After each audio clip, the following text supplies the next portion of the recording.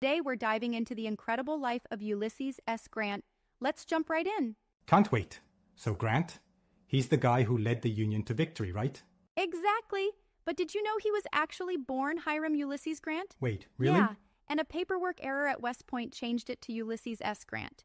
That's wild. So he I just know, rolled right? with it? Yep, he just went with the flow. Classic Grant, making the best out of a weird situation. Haha, amazing. So at West Point, was he a standout cadet? Actually, not really. He graduated 21st out of 39 students. Smack dab in the middle. Oh, But he was an interesting. absolute genius with horses. A horse whisperer, huh? Exactly. Maybe he should have opened a horse rental business.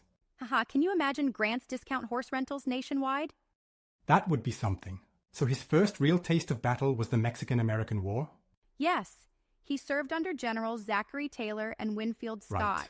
He was brave and resourceful, even sneaked behind enemy lines to snag supplies. No way. Yep, So he was kind of like an early action hero? you could say that.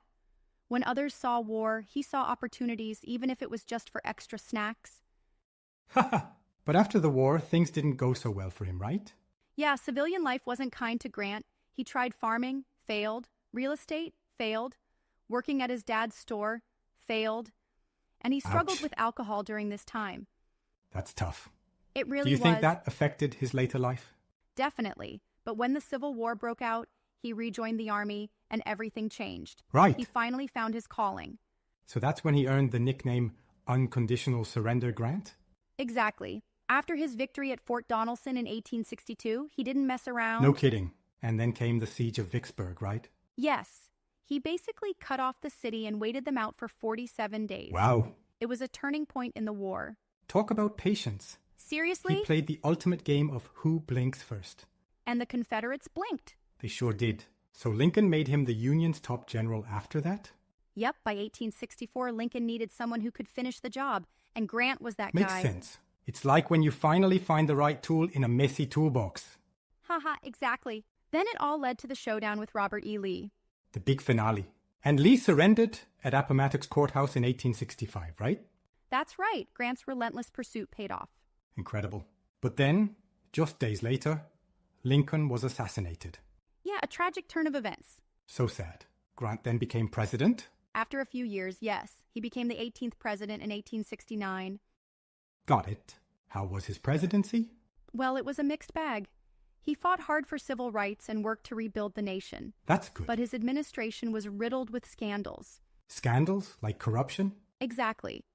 Grant was a great general, but not the best judge of character.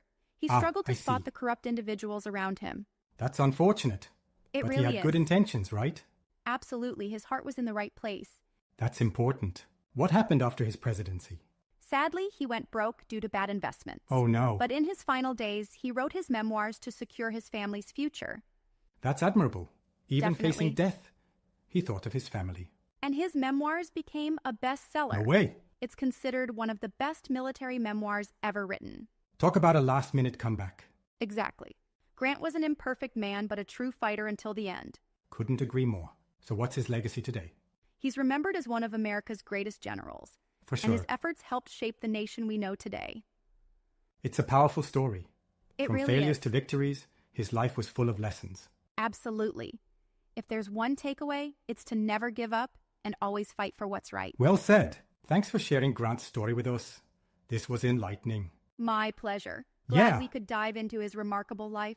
Until next time.